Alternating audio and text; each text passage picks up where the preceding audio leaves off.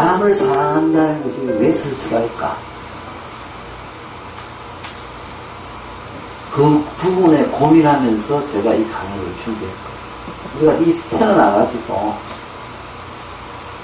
뭔가 한 사람을 만나서 사랑을 했는데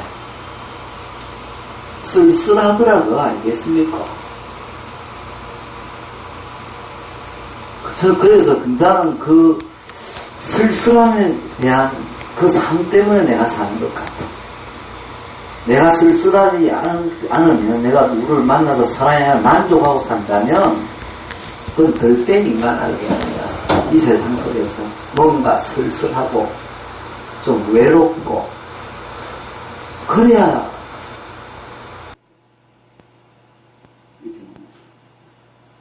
당신이 이 몸이 나를 안 들으니까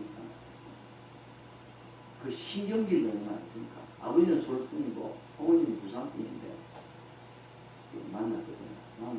몸이 나를 안 들으니까 그 당신이 욕하는 게 전부 다 고백인 거예요.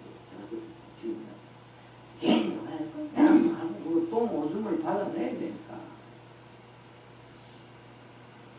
그 아버지가 제 속에는 기억이 없는 아버지예요. 기억이 없다는 얘기는 무슨 얘기냐면 아버지하고 내 유년 시절에 사진 한 카트도 없어요.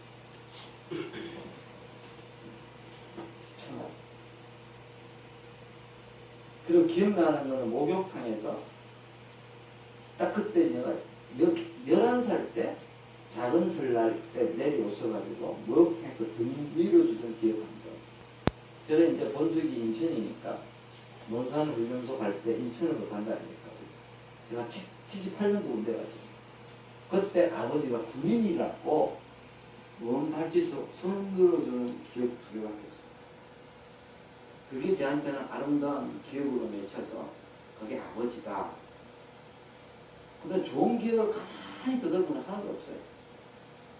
아버지가 그때 소련인가 대인가 기억이 안 나요. 내가 6살 때인데 그때 그 60년도인가 60년도 말인가 60년도에 말해서 빨간 로켓 라디오가 있었는데 기억나시죠? 우리 옛날에 그 로켓 해가지고 걸어가지고 거기서 소리 나는 라디오를 휴대용으로 가지고 다니던 시대에 흑동 라디오 방송인지 모르겠어요. 근데 소리가 들리니까 아버지가 목욕탕 갔는데 내가 기억이 없어요. 소리가 딱 들려서 내가 야, 사람이 있다고 생각해. 아니, 이 쫓겨난 여기서 왜 이상한 소리가 들리지? 그러니까 호기심이에요. 그 빨간 로켓으로 된 라디오를 다 뜯었거든요. 뜯어보니까 사람이 하늘도 없는 거예요. 그때 내가 6, 7살 하여튼 기억으로는 잘 안 나요. 그래가지고 이 귀 맞춰 넣었는데 사람 소리가 안 들려요. 그때 이제 아버지가 딱 들어오시가지고 이 쌍놈, 야 시기하놈 나한테 딱 때리면서 옷 딱 벗기는 거랑 바꾸거든요. 그때가 저 추운 날씨였어요. 그래서 저는 바깥에 그 돌담길에 그 추위에 옷 홀랑 벗고 쫓겨가지고 앉아있는데 갈 곳이 없는 거예요. 그리고 난 뒤에 저녁까지 해먹어가고 한 6, 7시 인가 8시 좀 겨울이냐 그때는 이제 어두좀 진다니까 안건지를 어머니가 엄마 너 아버지 잔다 이러는 거예요. 그때 어머니 손길을 잊을 수가 없었어요. 그래가지고 와가지고 자 뒤에 가서 누군가가 나랑 울어 주는 거예요. 그 아버지가 죽는 모습을 제가 저는 철이 좀 들었다면 40살에 철이 들었거든요. 그래서 아버지 제를 지낼 때마다 저는 성직자였지만 차례를 지냈어요. 그리고 우리 딸 고생하신 우리 엄마를 향해서 아버지가 못다한 말을 항상 합니다. 어떻게 말하냐면요. 사랑하는 우리 딸들아, 그리고 아버지 수고하신 어머니, 우리 아버지는 저에게 너무나 많은 말을 많이 해주고 있어요. 무슨 말을 해주는 거를 모르지만 제가 그 말을 합니다. 항상 그 죄를 짓는 때 아버지 하나 우리 아버지의 역사를 10분 내로 추격시켰어요. 이렇게. 할아버지는 인천에서 부시장을 하셨고, 아버지는 그게 장남이셨고, 김종필하고 동기죠. 그 동기들 우리끼리 군대 생활을 하셨고,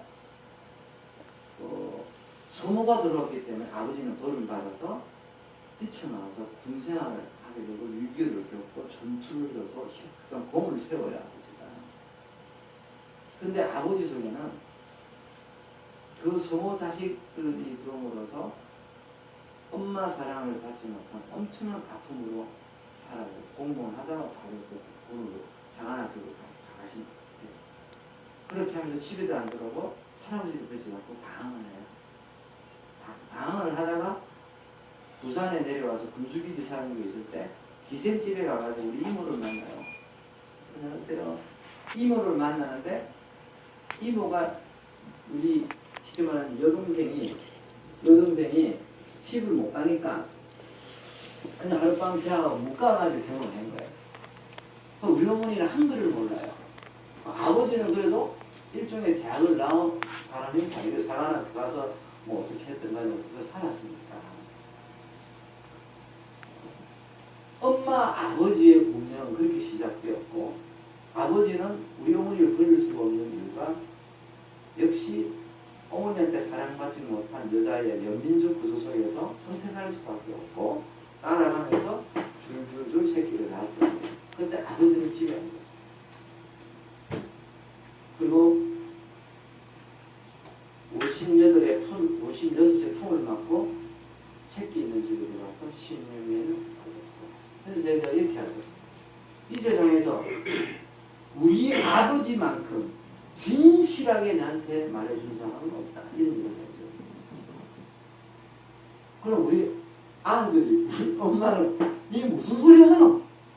차려 지내다가 내 고생한 거는 말 안 하고, 니가 애기가 뭐 진실하게 살았다고? 우리 어머니 그렇게 얘기해요. 우리 자식들은 가만히 들어요. 어떻게 얘기합니까? 아버지는 나에게 추억과 아버지는 나에게 행복을 주지 않았지만 나처럼 살지 말라고 말하지 않았지만 말하고 하신 거예요. 처음 들은 거 아닙니까? 제가 오늘 이 얘기는 죽음과 관련되어 있습니다. 우리가 같이 살고 있는 남편, 아내, 내 사랑하는 여자, 사랑하는 남편, 사랑하는 자녀, 그 진실을 볼 수 있는 힘이 있어야 우리는 죽음을 하는 거예요. 그거를 볼 수 없으면요, 이 세상이 무섭고 내가 만족하면 만족할수록 죽음이 두려워져요. 저는 아버지한테 숨이 넘어가는 걸 봐요. 아버지, 혹시 저한테 못해준 게 있다고 생각하지 마시오. 아버지는 정말로 저한테 모든 것을 다 보여주고 가셨어요. 하니까 너무 많이 준 거예요. 그리고 아버지는 나를 낳아줘서 고맙다고. 그리고 아버지가 한때 교회 다니면서 찬송가 485장이었어요. 하늘 가는 밝은 길이 노래했어요. 자, 이 노래를 들으시고 이 아들이 이렇게 기쁘게 아버지 낳아주심을 알고 돌아가시고 그렇게 가셨어요. 멋지게 갔습니까, 아버지? 어때요? 나는 멋지다고 보는데 잘 가셨죠? 정말 잘 가셨어요. 그게 무슨 얘기냐? 우리는 오늘 하루를 살면서 우리는 죽음이라는 소멸점으로 사라지고 있어요. 사라지고 있습니다. 돈 많고 권력 있고 힘 있는 사람은 오래 살고 싶은 욕망은 어쩔 수 없어요. 그러나 오늘 하루를 제대로 죽음이라는 어떤 소멸점으로 우리는 날을 보내고 있거든요. 날을 보내고 있어요. 오늘 그 부분에 대해서 여러분이 제 강의를 통해서 같은 공감이 이루어진다면 삶은 정말 아닌 거죠. 정말 삶은 아닌 거죠. 그래서 우리 자녀들은 그렇게 해요. 그러면 아빠는 아버지를 사랑했단 말이다. 근데 그런 말을 해야지. 아빠는 너희 할아버지를 고통스럽게 사랑했다. 기분 좋게 사랑하지는 못했어요. 정말 고통스럽게 사랑했고 너희 할아버지는 그 삶의 고통스러움을 그대로 보여주고 얼마나 진실한가. 얼마나 진실한가. 그죠? 진실하잖아요. 저한테 상담 오시는 사람들 거의 대다수가 이놈의 세상 문제 때문에 타봐요. 이 세상이라는 동네가 과연 정신분석학이라는 처음 생소한 학문이지만 어떻게 얘기할 겁니까? 이걸 보니까 여러분 상담이라든지 아내라든지 자제분을 사랑하는 곳에서 느낄 수 있는 그런 시간이 좀 되었으면 합니다. 그래서 죽음은 생명이고 싶은 사랑이다. 죽음은 끝이 아니다라는 것은 오늘 짧은 공부 시간에 여러분과 얘기될 수 있지 않겠습니까? 제대로 준 것은 남자는 숨기고 여자는 은게 아니겠어요? 글로 집어넣으려 한다니까 어쩔 수 없어요. 그러니까 우리가 스트레스 받고 열받고 하게 되면 우리 뭐 갑자기 유명한 교수들도 에이 해가지고 이상한 여자 만나고 왜 쏟아내 배설을 해 그게. 이 쾌락의 덩어리라서 그래요. 이 쾌락의 덩어리라는 걸 알기 때문에 우리는 프로이드의 얘기가 되든 락강의 얘기가 오이디푸스 컴플렉스라는 얘기가 나와요. 자기가 생각하는 대로 안 되면 그 나머지에도 내 것으로 만들어서 소유해서 배설하고 간다니까요. 이 몸이라는 게. 그게 안 되니까 내가 만지는 부위가 기분이 좋으니까 저쪽 만지는 부위 기분이 좋으니까 그거 한 끌어 붙여갖고 붙어갖고 막 무슨 말로 경상도 말로 생지랄을 해야 뭐 풀리고 그 다음에 거기서 이제 오르가즘이 가고 남자는 사전 한번 넘어가는 거 알겠어요? 먹음이다 쾌락이 오거든요. 내가 현실의 만족이 내 주체적 자 쉽게 말하면 내가 내다운 삶의 만족이 없으면 끊임없이 그쪽에 배설을 하려고 하는 것이 그걸로 채우려고 하는 것이 또 어차피 본능적이라는 거죠. 근데 그것이 나쁘다, 좋다 이 얘기를 지금 제가 하는 거예요. 그래서 몸은 쾌락의 덩어리다. 그런데 이 쾌락의 덩어리에 문제가 생기니까 아버지라는 어떤 낭만적 사상에 어느가 개입돼서 하지 마라. 이거 해라. 하지 마라. 해라 하면서 드디어 모든 동물이 가지고 있는지 안 가지고 있는지는 모르지만 인간은 언어가 만들어져서 개입하기 시작했어요. 그래서 이는 김동수로 하고 이는 대동수로 하는데 우리 집안에서는 이거 엄마 그렇게 하면 안 되고 밖에 나가서 이렇게 하면 안 되고 이렇게 해라 저렇게 해라 이제 나도 모르는 세상에 태어났는데 하지 마라 하라가 만들어져 버렸다는 거예요. 하지 마라 하라 하고는 내 본능적 쾌락하고는 거리가 너무 먼 거예요. 채워지지가 않는 거예요. 이제 그걸 되니까 이제 여기서부터 이제 철학자들이 고민을 한 거죠. 언어라는 것은 언어와 삶은 존재 속에서 일치할 수 없다. 이게 락당이 하는 말입니다. 내가 아무리 내가 살아온 삶에 대해서 의미를 부여하고 한다 할지라도 만족은 없고 즐길 수가 없다는 얘기예요. 나는 어디 가면 막 즐기고 어떻게 하는 사람들 막 안 믿습니다. 사실은 즐기는요 맛배기를 얘기해주고 내 거짓말, 내 소외, 내 결여, 내 잘못 거기서 순간 드러나는 거지. 정말 진리라면 아니 이것이 진리고 논리적으로 실증적으로 맞고 실효적 가치가 있고 그렇게 얘기합니다. 진리가 없기 때문에 내가 진실을 할 수 있어요. 내 거짓을 통해서 내 잘못을 통해서 내 부족함을 통해서 드러낼 수밖에 없거든요. 얼마나 아름다워요 삶이라는 게. 저한테 상담받아 오는 사람들 거의 다 우리 엄마 아빠 사이에 몸을 걸치고 이름표를 받았는데 하지 마라 하라 끊임없는 세상의 욕망에 대해서 인정을 받으려면 이렇게 해야 되고 뭐 저렇게 해야 되고 다 그런 분들이 와서 여기서부터 자기 상처를 보기 시작해요. 자기 상처를 보기 시작해요. 우리 가만히 봅시다.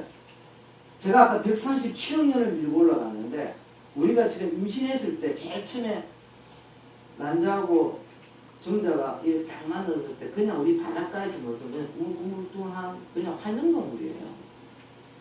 안 그래요? 환영동물이 됐다가 조금 커가지고 세월이 좀 지나다 보니까 이제 태반으로서 먹을 만한 음식이 안 되고 폐가 커지니까 깝깝한 거예요. 이 아이가. 그러니까 밖으로 기어 올라간다니까요. 그게 꼭 어떤 시절이냐면 우리가 폐 말고 우리가 그 불에로 숨 쉬던 애가 밖으로 나올 때 공기의 압력을 통해서 수많은 폐가 부서져요. 폐가 터지면서 나중에 산소를 해요. 그 고통이 진화론자라는 얘기가 한 2억 년이 걸렸는데 물속에 가지고 있는 불에가 산소의 공기를 들이마시고 쉬는데 2억 년이라는 상처의 고통을 겪으면서 양소류가 올라오기 시작해요. 학자들 따라 견해는 다 다르지만 이게 뭐냐면요. 그게 지금 우리가 태반 속에서 아이가 지금 못 견디는 거야. 양수 가지고 태출로 가면 못 견디는 거야. 내 나와서 공기적으로 살아야 된다는 거야. 그래서 그게 뭐냐면 산모의 진통이죠. 애가 기 나올라야지 엄마가 내 사줄게 나오는 게 아니잖아요. 기 나옵니다. 기 나와서 순간적으로 엄마가 동심일체인 그 몸이 끊어지는 순간 엄청난 불안이 옵니다. 그게 태출거든요. 엄청난 불안이 와요. 그때 태교를 잘해야 된다. 엄마한테. 그 얘기는 다 인성교육할 때 그런 얘기를 해요. 태교를 정말 잘해야 돼요. 엄마가. 이 물속에서 놀던 아이가 허공에서 놀던 아이. 그러니까 자궁에서 놀던 아이가 이제 자기 이제 피부막에서 살아야 됩니다. 근데 고통이 심해. 그러면 태어나자마자 어떤 상태인 줄 압니까? 그냥 뱀이에요, 뱀. 아니, 뱀 아니에요? 허느적거려요. 그 다음에 시간이 조금 더나 목을 조금 더 가는 그런 동물을 갖고 목을 조금 들어요. 예? 녹음 조금 들고 난 뒤에 나중에는 이제 뭡니까? 엉금엉금 게 포유류가예요. 우리가 이 그냥 생기는 게 아닙니다. 12개월이. 그 다음에 원숭이처럼 주저앉았다 일어났다 그 넘어졌다 하는 거 몇 분 반복해요. 그게 12개월 걸리는데 그게 생명을 기원으로 보면 1년 동안 5억 4천만 년을 지나는 거예요. 그 신경과 생명이 일어서는 거예요. 하나도 그 죽음이 스쳐갔던 것들을 우리는 그대로 제일 처음에 뱀처럼 긴 양수를까지 고개 들었다가 그 다음에 어떻게 됩니까? 그 다음에 이제 눈물 기었다가 원숭이처럼 앉았다 이 과정이 그 죽음이 진행하는 스쳐가는 생명은 그대로 가야 인간이 된단 말이에요. 그 인간이 되고 난 뒤에 생도 모르는 있잖아요. 이름을 주가지고 니는 이렇게 해야 되고 뭐 이제 가족적인 히스토리의 어떤 의식을 합습하면서 세상과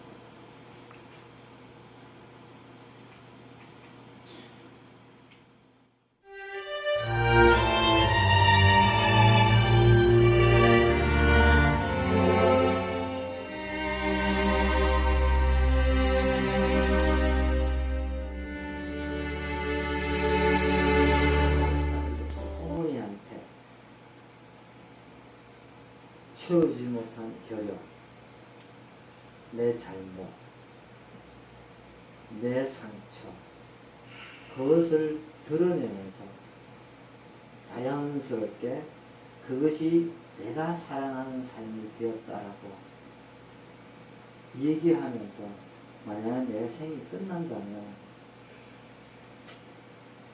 나는 죽음에 대한 생명 앞에, 죽음이라는 생명 앞에 당당해지지 않습니다.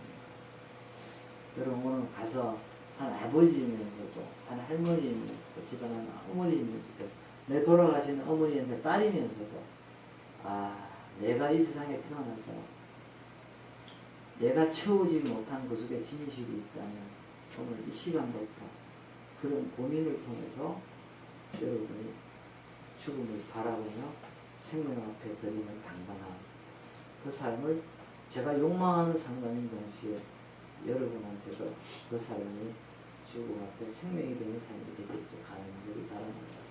하여간 오랜 시간 강의했는데 뒤죽박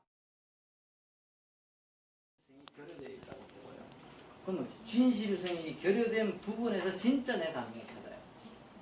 그래서 제 상담은 정신분석학적인 측면하고 감정하고 섞여서 하는 상담은 전 세계에 저밖에 없습니다. 뒤져보십시오.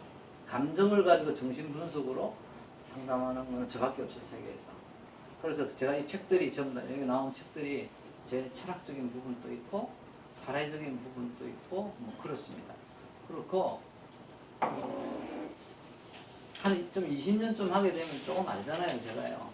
저 사람 말하는 거 딱 들어보면 패턴이 그냥 보여요. 그 사람이 살아가는 스타일이 보여요. 근데 그 살아가는 스타일은 어쩔 수 없는 자기 스타일이잖아요. 그건 어쩔 수 없어요. 이 세상이라는 상징계라는 이 세상 속에서 살아가는 자기의 패턴이기 때문에 그것이 문제 있다고는 보지는 않아요. 그러나 그것이 아까 말 쓸쓸하게 만들고 외롭게 만들고 힘들게 만드는 것은 뭐가 그럼 힘드냐 라는 부분 아까 얘기했잖아요. 내가 어떤 쾌락을 하면서 만족을 하면서 뛰어가고 딱 달려가지만 내가 결론적으로 얘기한 것처럼 내 감정 속에서 이러한 부분들이 내가 결여된 부분이구나. 그래 이것을 내가 아내나 내 자식이나 안 그러면 사랑하는 사람에게나 어떤 사람한테 전달을 해야지만이 된다. 그게 전달되지 않으면 내가 안 편해요. 또 죽음이라는 최종적인 그런 삶을 앞에서. 그래서 자, 저한테 보통 상담을 받는 분들이 정상적인 사람들이 받아요. 우리 일반적으로 의사가 되든 시나리오 작가가 되든 교사가 되든 정말 내 문제가 뭔가를 고민할 줄 아는 사람들만 상담을 받아요.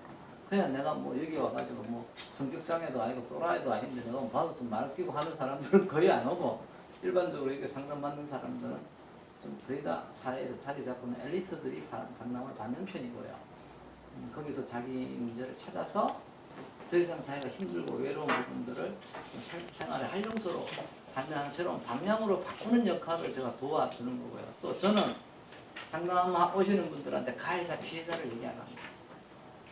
그 사람 때문에 내가 피해받았고 내가 그 사람 때문에 그 사람 분노하고 이런 상담 일절 없습니다. 그런 상담은 저는 하지 않습니다. 그래서 이제 자기가 소통된다. 자기가 내 문제에 대해서 소통의 가치를 알므로 인해서 더 나은 삶을 살 수 있도록 도와주는 상담이기 때문에 다른 상담하고는 상당히 거리가 멉니다. 사실 우리나라나 미국식 형태의 자아 심리학이 자리 잡고 상담하는 사람이 거의 대다수가 많고요. 저는 프랑스 쪽에 있는 학파적 공부를 좀 많이 했기 때문에 드러내는 상담, 숨기지 말고 드러내는 상담 쪽으로 좀 집중하는 편입니다. 그리고 여기 와서 합리적이고 도덕적이고 윤리적이고 어떤 지식적인 전달을 가지고 막 얘기하는 분들이 상당히 많아요. 교수들이 제일 힘들어요. 교수님이 제일 힘들게 상담을 받았거든요. 교수들은 가지고 있는 자기 아이덴티티가 어떻게 보면 자기한테는 필요한 거고 이 세상에 가치 있다고 느끼기 때문에 교수들이 상담하는 게 제일 힘들고요. 그러나 상담 받고 나면 가장 희열을 가지고 하는 케이스가 좀 많습니다. 하여간 오늘 바쁘신데 혹시 질문 있는 분이 있으면 질문을 하시라고 하는데 그것도 아까울 수 있습니다. 이 강의를 듣고 질문하고 싶은 분 계시면 질문하셔도 됩니다. 이해가 안 가는데요. 감정이입이 아까 강의 중에 감정이입이라고 그러나요? 근데 그런 게 좀, 표현이 좀 어려워서 그러는데 조금 아까 그 두 가지를 한꺼번에 하는 사람이 전세계 최초라고 하셨지 않습니까? 네? 두 가지를 한꺼번에. 정신 분석학하고 감정이 합해서 상담을 한다는 게 그게 과연 자기 감정이 그 환자라고 표현합니까? 상담자라고 표현합니까? 모르겠습니다만 내담자라고 보통 그러죠. 내담자한테 그 자기 감정이 거기가 투영이 되거나 거기가 들어간다는 자체가 잘 이해가 안 가거든요. 그게 냉철해야 되지 않을까요? 이 감정이라는 아까 두 가지 얘기했죠. 이성적 감정. 옳고 그림 속에서 가지는 감정이 있어요. 내가 좋은 감정, 나쁜 감정, 이성적 형태의 감정이죠. 이게 지금 세상에 다 이 감정으로 살죠. 그렇죠. 감정을 노동시킨다는 말이죠. 감정을 노동시킨다는 건 이성적 감정이에요. 이성적 감정은 그 자기 분열대로 자기 좋고 옳음이 다 있어요. 그렇죠. 자기 관점의 어떤 이 삶의 스토리 속에서 가지고 있는 이 감정 속에는 자아가 없다고 보는 거죠. 진정한 내 자아가 없어요. 가면을 쓰고 살아가는 감정이기 때문에 이건 생명력이 없는 거예요. 저는 이렇게 진단을 하는 거고요. 그런데 이 이성적 감정 속에서 어차피 감정이 노출될 거 아니에요. 뭐 예를 들어서 불만이 있고 우망이 있고 뭐 예를 들어서 우울이 있고 이 감정이 진짜 내 모습이에요. 아까 말하는 이성적 감정 속에 두 가지 감정이 있다고 그랬잖아요. 숨어있는 감정, 그림자 자아, 숨겨야만 되는 자아하고 그 다음에 또 이성적 감정에 드러내서 살아야만 되는 감정. 그것을 가면 페르소나라고 그러죠. 이게 이제 구스토프 칼빙이 얘기하는 거죠. 이 가면 이 두 개가 드러나야지만입니다. 이게 드러나야지만 이 이성적 감정이 자연적 감정의 필이라는 감정으로 간다는 거거든요. 제가 이 감정을 내 자아로 가지면서 드러낼 때마다 내가 편안해져요. 병도 그런 거거든요. 그래서 이 감정이라는 것은 언어적 의미가 없는 거잖아요. 감정이 무슨 언어적 의미가 있어요? 그러니까 감정이 그냥 나오는 거잖아요. 그럼 이것을 언어적으로 정리를 하려고 하는 거죠. 그잖아요? 정리를 하는데 어떤 사람은 교육을 잘 받아갖고 니체식으로 감정을 정리한다든지 어떤 사람은 아니야 이건 데카르트식으로 정리를 한다든지 또 우리 안 그러면 아구스티누스 가지고 있는 참여적인 가치로서 감정을 정리해서 자기 의미와 자기 명분화를 만들어요. 응? 그러면 그것은 왜 제대로 된 감정이 아니라고 정신분석학에서 얘기하냐면 이건 어떤 구조주의 속에서 만들어진 형태의 본질들이고 이 구조주의 속에서 만들어졌어요. 기독교라는 구조주의라고 그러지 문화적인 구조주의에서 만들어진 이 감정이 결코 내가 원하는 감정은 아니라는 거죠. 그래서 자연적으로 감정을 갔을 때 그때는 이성이 가지고 있는 옳고 그름의 어떤 감정이 무너진 감정 그게 이제 편안함이 될 수도 있고 어떻게 보면 충만함이 될 수도 있고 자유로움이 될 수도 있는 것이거든요. 그런 감정으로 제가 끌고 가요. 그래서 여기 나온 11명의 사례자들은 다 그 감정 쪽으로 가는데 그것이 제일 문제되는 거. 예를 들어 A라는 사람이 찾아왔는데 A라는 사람이 이 사람에 대해서 제일 분노가 있고 이 사람 참지 못하는 게 있어요. 그 문제를 이 이성적 감정의 어떤 문제 속에서 바라보게 해서 자연적 감정, 그 자연적 감정이 갖고 우리 아버지 얘기했잖아요. 모든 사람은 이 상징화된 이 세상 속에서는 그런 감정에 억압받으면서 다 살아왔기 때문에 아버지가 가해자가 아니고 내가 피해자가 아니에요. 그거는 어떻게 대물리인데 이 세상 속에서 대물리된 감정들에 계속 억압에 연속적으로 만들어진 것인데 거기에서 무슨 내가 있겠어요? 그러면 우리가 쉽게 말하면 우리가 업보라 그러잖아요. 업보. 내림받는 조상들이 갖고 있는 DNA적 어떤 요소이기 때문에 그것을 순환할 수밖에 없어요. 그 순환적 감정은 어떻게 보면 생명력이 없다. 죽음 앞에서. 그래서 점치기는 좋고 사주관상 보고 얘기하기는 좋다. 그러나 진정한 것은 내가 얘기한 것처럼 이러한 감정, 이성적 감정의 페르소나 감정하고 섀도우 감정 있잖아요. 이 자아를 드러냄으로써 고백하라. 그 감정이 나중에는 내가 자연적 감정이면서도 죽음이라는 가치 있는 생명이 나를 희열로 가져갈 수 있는 주체적인 어떤 자아가 된다 하는 것이 제가 가지고 있는 논리적인 얘기가 됩니다. 근데 뭐 그렇게 사는 분들이 많아요. 그래서 될 수 있으면 저는 이 세상 살면서 어차피 고통받으면서 최종적인 어떤 죽음의 거세 속에서 우리 맞닥뜨렸을 때 이런 어떤 자연적 감정의 회복, 그것이 먼 미래의 생명적 가치를 가진다. 저는 이렇게 보고 있는 것이고, 또 제가 이제 보통 병이 좀 드신 분들한테는 이제 일반적으로 병원에서 이렇게 치료를 받으시면서 마음 치료 같이 봐요. 미국 같은 경우는 정책이 좀 돼 있는 편이고요. 우리 한국은 그게 안 돼요. 전혀 안 되고 있고요. 또 제가 이런 얘기는 조금 한국적인 시선에서 내가 이제 보는 어떤 비판인데요. 지금 우리나라는 상담사가 너무 많아요. 한국 심리학회라는 너무 저는 미국에서 자격을 받았기 때문에 이 공부가 한국하고는 거리가 좀 멀지만 제일 첫째 우리나라는 1세대 교수부터 2세대 교수부터 3세대 교수가 있는데 고민하지 않는 학자들이었어요. 왜냐하면 우리가 뭐 흔히 말하는 뭐 예를 들어서 해방 직후에 진보 세력들이 외국에 가서 몇 년 배워가지고 대학에 들어가서 교수했고요. 그러나 사실은 영국이나 프랑스나 뭐 독일 같은 경우에 칸트 하나만 공부하더라도 그 칸트의 어떤 내력의 어떤 고민학을 철저히 배웁니다. 교수들. 그리고 와서 그 적용시키는 힘이 차원이 달라요. 우리나라는 얄팍하게 그 지식 전달하는 거 개념 논리만 배워가지고 1세대가 봤다면 2세대는 이제 그 공부하다가 재미가 없었으니까 유학 가서 제대로 된 교수는 한국에 안 들어오려고 그러죠. 아니, 우리나라를 가지고 있는 학연, 지연의 어떤 개파 상황은 여전히 우리 민족이 가지고 있는 정서적인 패턴이 되어 있기 때문에 그런 것들도 우리 학문을 배우는 데서는 굉장히 힘들어하고 있다. 그런 부분에 대해서 조금 더 이 정신 분석에 대한 상담이라는 것은 고민심이라고. 그 사람이 제가 여기 이제 선생님 와 계시면 선생님보다 더 고민을 해요. 선생님 오시면 선생님보다 더 깊은 고민이 내면서 같이 내려가서 문답합에서 끌어올라오는 거거든요. 그런 상담이지 내가 이 세상과 뭐 본능적, 윤리적, 도덕적, 건전한, 정상적인 자아를 만들어주지는 않아요. 결론적으로 우리가 상담이라는 것이 저는 가이드지 뭐 제가 조력자에 불과하지 내가 치료하는 사람은 아니에요. 그러니까 그런 측면에서 자기가 자기 자신을 찾아가볼 수 있도록 그렇게 도와주는 상담이기 때문에 일반 상담하고 다르고 이 감정이라는 것은 이성이 분별이 되는 게 아니에요. 그냥 튀어나와 버리는 게 이성에서 부딪혀서 튀어나온 것이기 때문에 거기에는 분명히 뭡니까? 이벤트 사건이 있고요. 그 사건 속에 들어가는 대상이 있어요. 예를 들어 A라는 대상, B라는 대상이 있고 내가 B고 A가 있으면 A는 A로서 그렇게 할 수밖에 없었던 아까 내력, B는 그렇게 할 수밖에 없던 이 내력, 다시 말하면 문화적인 세대 간의 소통 속에서 받던 고통은 다 다르기 때문에 그렇지 않아요. 제가 종각에 한 번씩 가게 되면 아직도 6.25 사변이에요. 종각은 아직도 6.25 사변 얘기하고 있어요. 왜? 내가 몇 명을 죽였고 몇 명을 살렸고 뭐 아직도 종각에 80명 할아버지들은 그 시절에 가장 혈기 많았던 얘기가 제 생애 전부예요. 또 어떤 분은 아직도 민주화 투쟁 속에서 내가 살았고 여기 갇히고 믿고 그런 어떤 속에서 갇혀서 살고 있거든요. 그게 왜 그러냐? 내가 가장 열정을 바쳤던 것이 내가 최고의 자라고 살아요, 사람들은.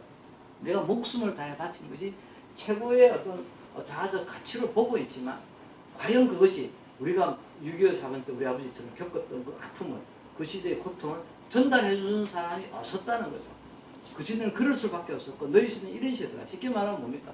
각각 가지고 있는 문화적 배경 속에서 생각하는 대로 생각했고 막 행동하는 대로 행동하는 말을 막 하니까 소통이 안 돼요.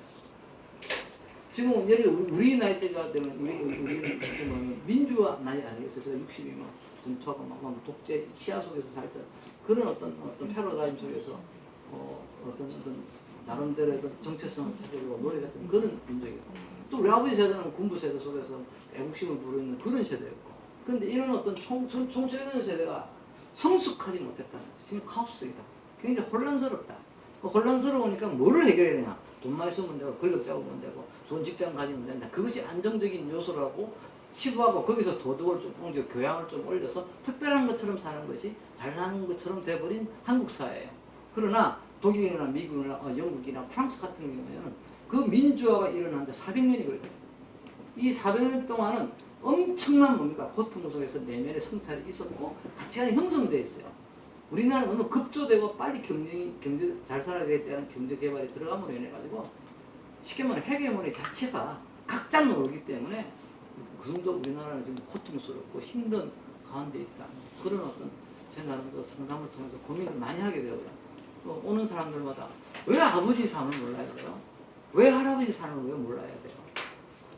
응? 할아버지는 내가 얘기가 안 되고 아버지는 내 인생을 모른대 자꾸 이래 되어버리니까 교육을 해봤자 충동하는 어떤 뭐 인터넷에 나오는 어떤 뭐 이상한 어떤 연예인 얘기라든지 뭐 큰 사건을 가지고 뭐 세상에 어떤 일이 있었던지 막 떠들고 다니는 그 수준 정도? 뭐 그래요. 그러다 보니까 상당히 심각해요. 우리 한국이 가지고 있는 정신 문화라 그럴까 집단 무의식적 문화가 카오스적이고 질서가 잡히지 않는다. 이제 이정현 공부수석 있을 때 옛날에 전화 한 통화를 이렇게 한 적이 있어요. 책을 한 개 쓰고 있는데 그 박근혜 대통령한테 제발 국가에 대해서 헌신하라 하지 말아요. 좀 하시오. 지금 예를 들어서 그런 거예요. 예를 들어 국가의 애국심을 찾았던 시절은 박정희 대통령 시절이라면 지금은 그게 아니다. 대통령이 국민이 생기면 저절로 애국심이 생긴다. 그런 패러다임을 못 바꾸냐? 뭐 그런 식으로 한번 얘기는 한 적이 있거든요. 그런 것처럼 시대가 이렇게 오는 거에 대해서 뭐가 본질적으로 건드려줘야 되느냐 하는 그런 어떤 기획적인 의도 이런 것도 우리 국민이 지금 많이 생각해야 될 것 같아요. 저는 사실은 어떤 때는 뭐 미국에 가서 살고 싶은 생각도 많은데 한국에서 할 일이 있다고 보고요. 왜냐하면 그쪽에 DNA와 우리 DNA가 달라요. 미국 사람한테 상담을 받으면 한국 사람 힘들어요. 또 실용적이고 효용적이고 그리고 정적인 어떤 건전한 어떤 건강을 뽑아내려고 하는 상담이라면 우리 민족은 이 상담을 하다 보면 한이 많고 아픔이 많고 피해의식이 크다 보니까 권위적이고 어떤 자본적인 영역을 갖춰야지만 안전된다는 그것이 또 성공이라는 자아적 도취 그것이 많은 민족이에요. 그래서 프랑스를 저는 가본 적은 없는데 프랑스 갔던 친구들 얘기를 들어보게 되면요. 이 시장통에서도 그 쉽게 말하면 철학서적을 본대요. 예를 들어서 문화가 시장통에 어떤 할머니가 노점상을 하고 있는데 책 꼽힌 거 보니까 자꾸 데리다의 책을 읽고 있는 거예요. 근데 그게 무슨 얘기냐면 그래서 내가 어떤 인생을 살면서 내가 노점상 장사하는 게 중요한 게 아니에요. 그러니까 밥 먹고 사는 건데 그러나 내가 어떤 사람인가에 대한 고민? 이런 거는 할 줄 알아요. 프랑스 사람이. 그게 뭐 사람마다 다 다르겠지만 우리는 그런 고민이 없어요. 무슨 빨리 돈 벌어야 되고 빨리 성공해야 되고 빨리 직장 잡아야 되고 누구마다 먼저 공부해야 되고 정신없다 아닙니까 지금. 속도는 제일 빠른 어떤 강성시대에 앉아있는 문화 콘텐츠고 쏘면 바로 막 날아가고 막 이런 판국인데 누가 어떤 이런 부분들을 정리해 주시는 분들이 참 나왔으면 좋겠다. 그럼 우리나라는 토론 문화가 안 돼요. 주장 문화만 강하고 토론 문화가 안 돼. 토론이라는 것은 결론이 없고 각자 알아서 그 시청자가 되든 어떤 뭐 청취자가 되든 알아서 가서 가는데 자기께 맞다고 우기는 이상한 흑백 논리의 정치들이 가지고 있는 어떤 아주 수준 낮은 그런 어떤 구조들 이런 것들이 한국 전반에 깔려있기 때문에 상당히 지금 문제가 크다. 저 개인적으로는 뭐 그런 생각을 많이 하게 됩니다. 그래서 선생님도 오늘 오랜만에 시간 도움이 되시는데 또 다음 시간 되신 인연에 대해서 나눴으면 좋겠고요. 질문 더 이상 없죠? 그런 얘기하는 또 학자도 아닌데 뭐 또 질문 있습니까? 질문 없어요? 네? 또 상담지 내는 사람 중에 희망하는 사람 있으면 전화를 주시고요. 그리고 한 번 하면 20회 받으면 자기 인생이 보여요. 저기 수은이랬죠 선생님. 안양이랬어 수은이랬어. 용인에서 오신다 한 20회 정도 받으시면 내가 딸한테 할 말, 남편한테 할 말에 자신감 있어요. 딱 전달하게 되면 속이 시원해져요. 그 전달을 해줄 수 있도록 하는 것이 제 일입니다. 그리고 인생이 살면서 나답게 살고 싶다는 사람들, 공부하는 학생들 지금 몇몇 오셨는데 이기생들 출발하는데 열심히 하셔가지고요. 다음에 삶에 좋은 성과 있기를 바라고요. 이 공부를 전문반을 굉장히 힘들어요. 2년 공부 정도 해야 되기 때문에 일주일에 하는데 그냥 내 인생이 달라진다고 그래요. 잘 모르지만. 혹시 교육 그 프로그램 있는 거 어떻게 할 거예요? 교육 프로그램 있는가? 공부하실 분들은 정해져 있잖아요. 안 온 분이 지금 2분, 3분 계시고요. 질문 없으시죠? 질문 없으시죠? 고생했습니다.